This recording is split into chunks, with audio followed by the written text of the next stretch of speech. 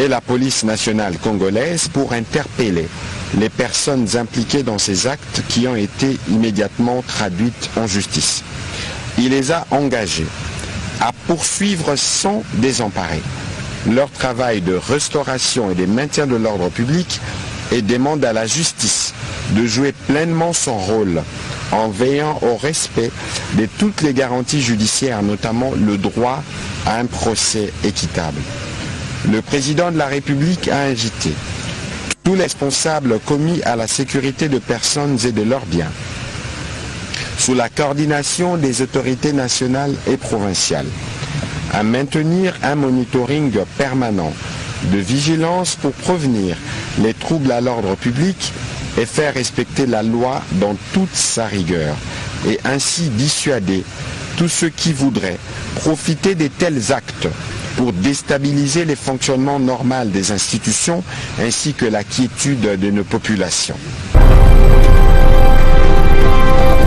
Aujourd'hui, c'était une réunion de mobilisation des recettes qui a été dirigée par son Excellence, Monsieur le ministre des Finances. Au premier point, il nous a parlé sur la façon de remercier un agent quand il a bien travaillé et les punir quand il n'a pas bien travaillé.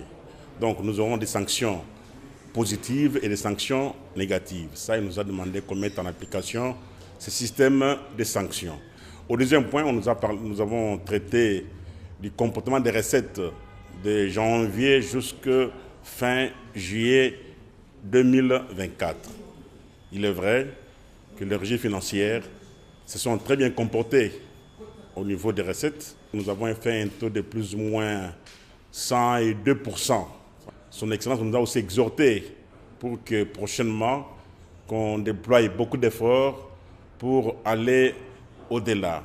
Et aussi, les régies financières ont pris la résolution de tout faire pour qu'au mois d'août, que les recettes soient vraiment revues à la hausse, donc au niveau des réalisations. Au troisième point, nous avons parlé des mesures qui doivent accompagner les prévisions budgétaires. Ça a été fait, le document a été déposé au niveau du cabinet. Enfin, nous avons traité du problème de réforme, précisément sur la réforme de la TVA. Nous avons parlé sur la facture formalisée ainsi que les dispositifs électroniques. Je pense que d'ici 1 ou 2 mois, cette réforme sera d'application et ça pourra nous permettre de bien gérer la TVA.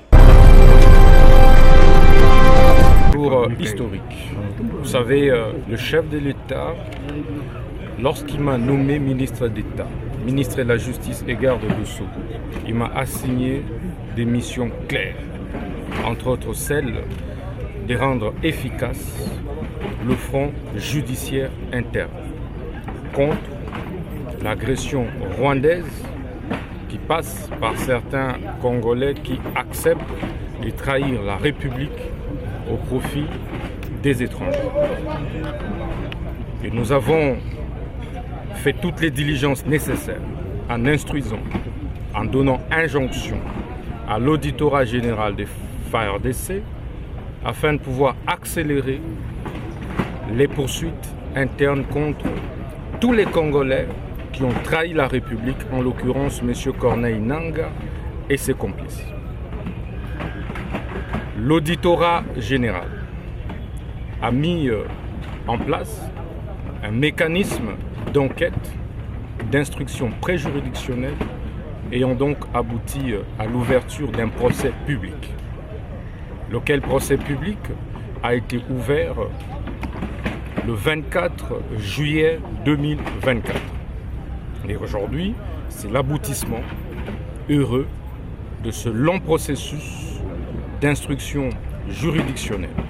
C'est donc ici les lieux de féliciter vivement la justice militaire congolaise pour avoir réussi à travailler dans un temps record dans ce procès et avoir rendu le bon droit. Prenons le cas de Nangaa. Qu'est-ce que Nangaa a fait? Où est-ce qu'on l'a arrêté? On l'a arrêté avec quoi? Donc son seul péché, c'est de s'appeler Nangaa. Il a trahi en faisant quoi? Quel est l'acte constitutif, l'acte qu'il a posé?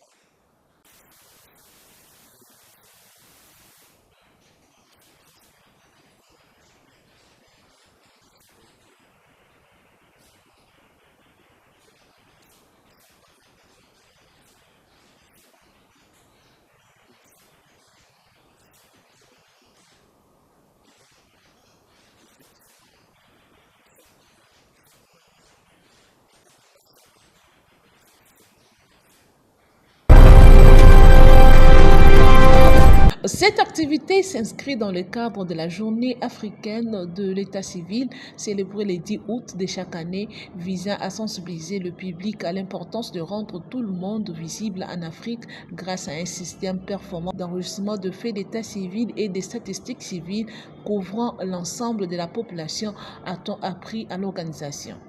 Cette approche a été au menu d'un échange entre les acteurs du ministère de l'Intérieur, de la Santé publique, de l'Institut national des statistiques, de l'Office national d'identification de la population et du Fonds des Nations unies pour l'enfance, en sigle UNICEF, a souligné Massamba Diouf, spécialiste de protection de l'enfant, enregistrement naissance à l'UNICEF. Et il ressort, pour ce qui est de la RDC, un besoin vraiment de renforcer le travail de communication, le travail de sensibilisation pour relever le taux d'enregistrement des naissances qui est de 40% vers un taux meilleur en vue d'atteindre les objectifs de développement durable. Lunanga Belli, chef de division et point focal à l'état civil, a quant à lui laissé attendre que ces assises étaient également une occasion pour lancer un appel à l'autorité pour un apport technique et financier pour la production des intrants qui entrent en ligne de compte pour l'enregistrement et l'identification de la population. Donc la prise en charge des opérations d'enregistrement, des opérations d'identification de la population doivent être prises en charge par l'État congolais. Le ministère de l'Intérieur, Sécurité, Décentralisation et Affaires coutumières est un ministère de souveraineté. Il n'y a pas au ministère de l'Intérieur un service qui ne gère pas la population. Il faut noter que selon l'UNICEF, 164 millions ou 64% en Afrique ne sont pas enregistrés à l'état civil.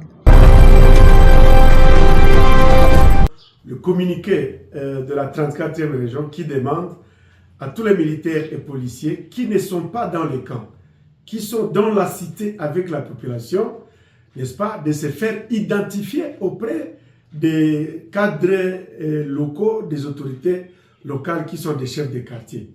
Nous saluons vraiment cette mesure parce que c'est parmi les plus bonnes qui vont essayer de pallier à la question de la sécurité dans les quartiers de la ville de Goma, parce que là, nous pourrons savoir quels militaires, quels gardes, quels policiers vivent avec la population. Néanmoins, nous nous inquiétons du fait que cette charge est donnée, n'est-ce pas, aux chefs de quartier, qui ne sont pas des militaires d'abord. Ils sont des civils. Et nous nous posons beaucoup de questions.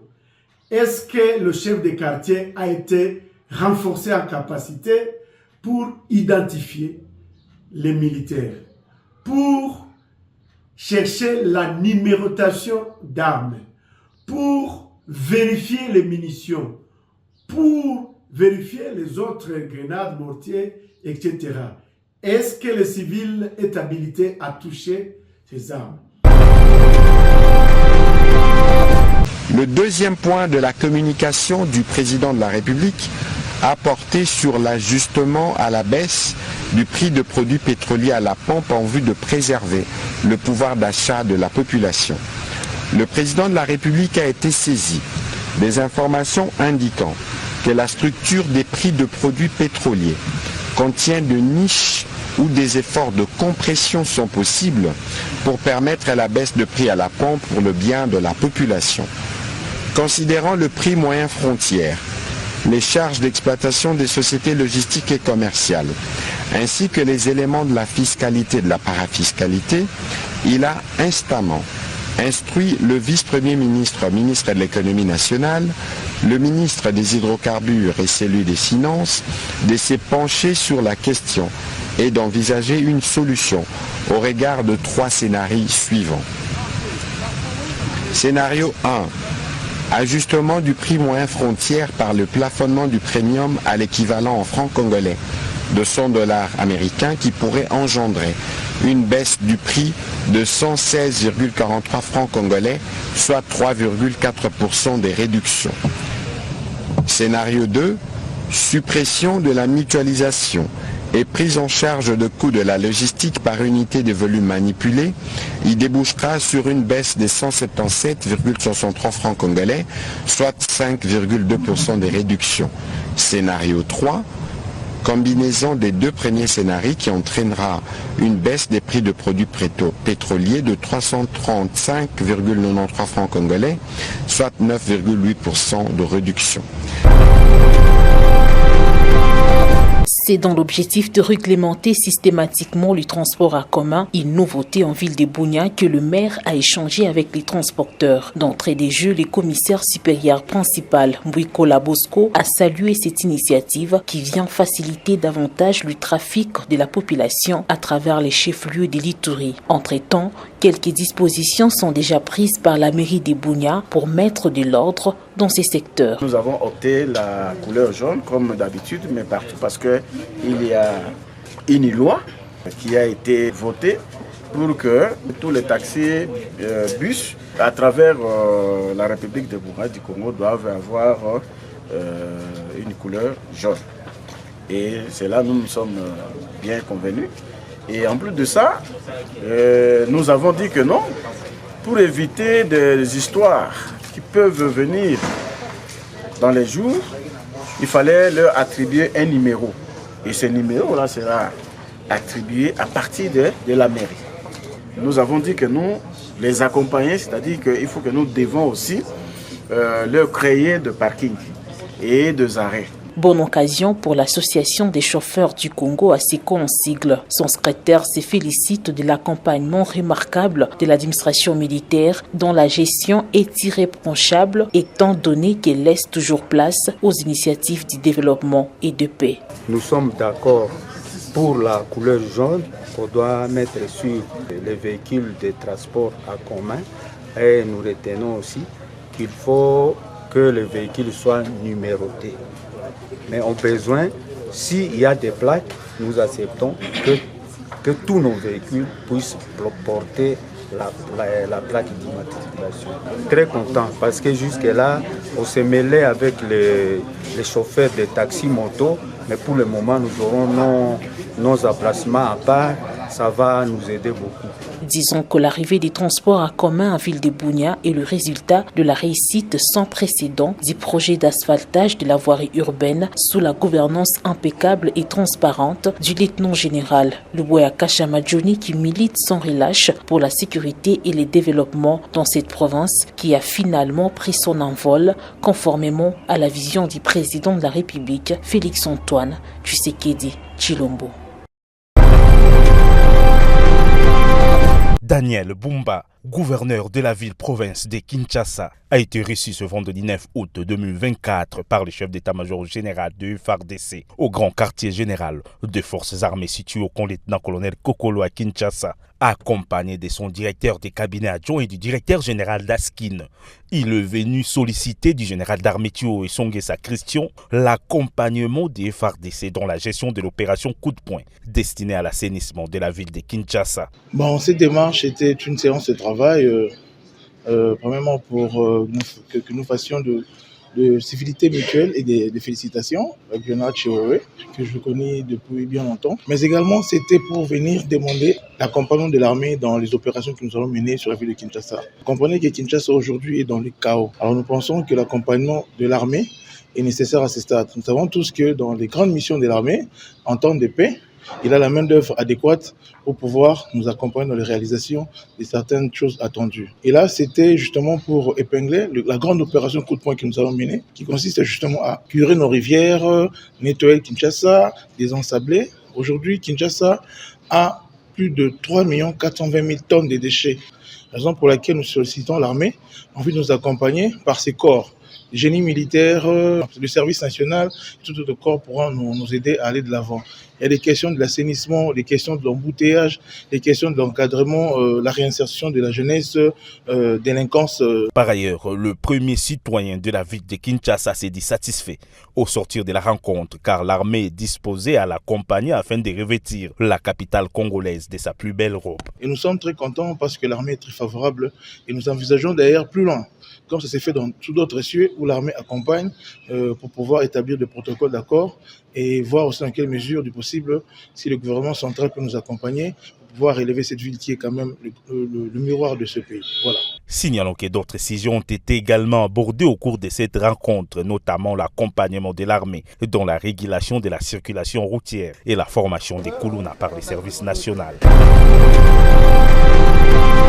Depuis le début du lancement des travaux de réhabilitation de la route Capella dans la commune de Kalamo, ces travaux avancent à pas de tortue. L'on se demande quand est-ce qu'ils vont prendre fin, car d'ici là, la saison de pluie s'annonce déjà. Les usagers de cet axe routier ont salué cette avancée de demain. Donc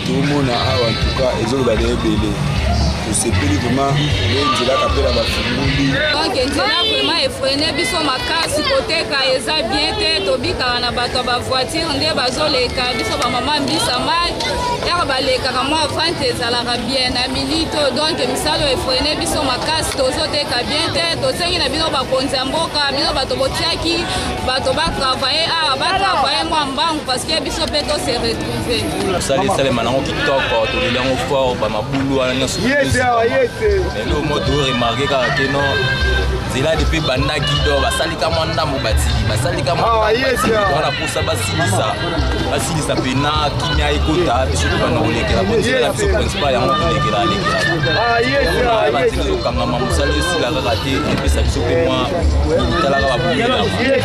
Aux autorités de faire en sorte que ces travaux finissent vite avant le retour de la pluie.